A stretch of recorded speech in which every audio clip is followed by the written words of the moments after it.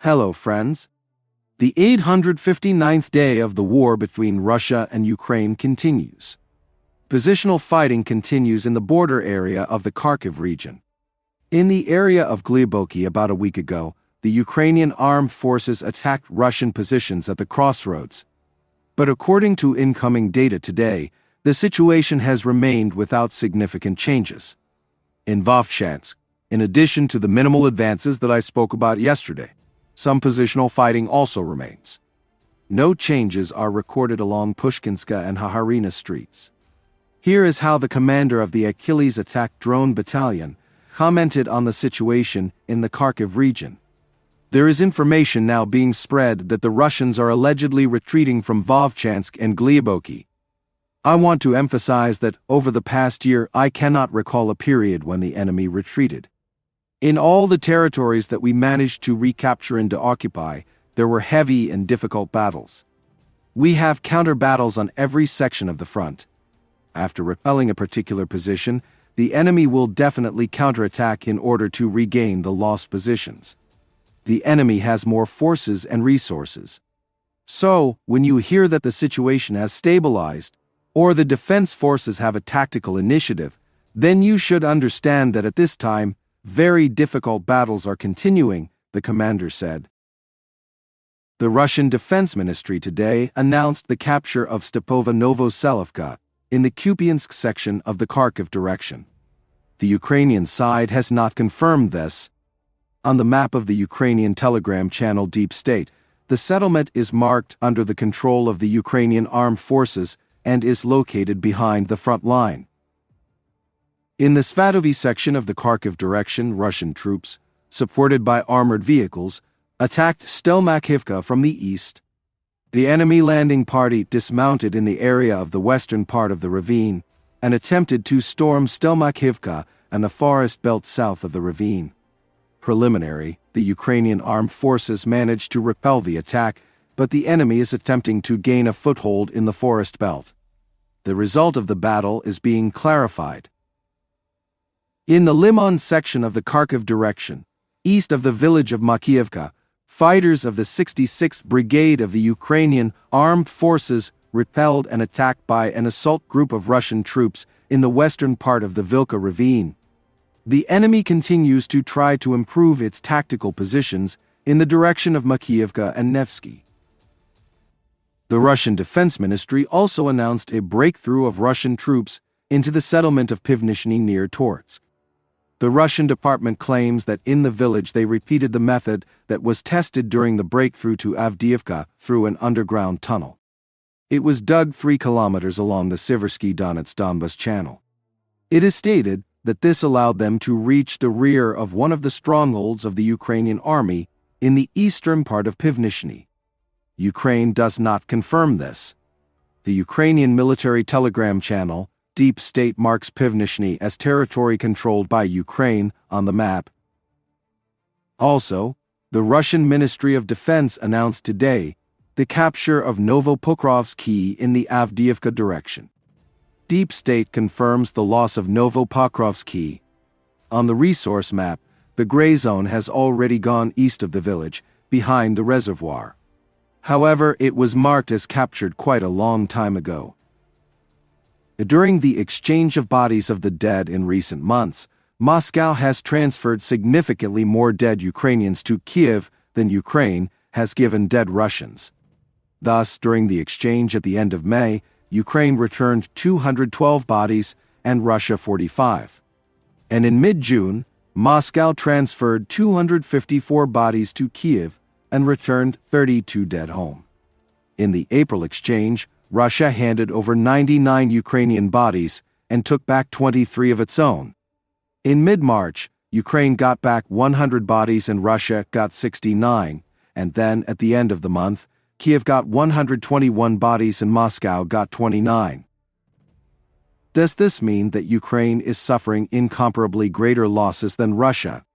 I would like to point out that such proportions in the exchange of bodies were not always the case. Last year, in early August, Ukraine returned 44 bodies home and handed over 160 to Russia. That is, there were almost 4 times as many dead Russians. There were also almost equal exchanges, with slight fluctuations in one direction or another. In October, Moscow returned the bodies of 64 Ukrainians and received back 60 dead Russians. In November, Ukraine received 94 dead and Russia 80 bodies. At the end of January 2024, Russia was given 55 bodies and Ukraine 77. In February 2024, Russia received 61 bodies and Ukraine 58. Are there any trends in these figures, and what do they say about the situation at the front? If we take only those months where the difference between the sides was multiple, it is clearly visible that there was an active offensive in the war during these periods. For example, last August, when many dead Russians were given to Russia, the summer Ukrainian counteroffensive was underway.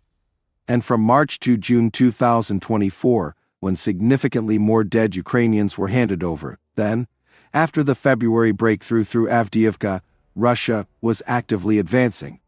From which we can conclude that the advancing side takes the dead bodies of both its own and foreign soldiers when moving forward.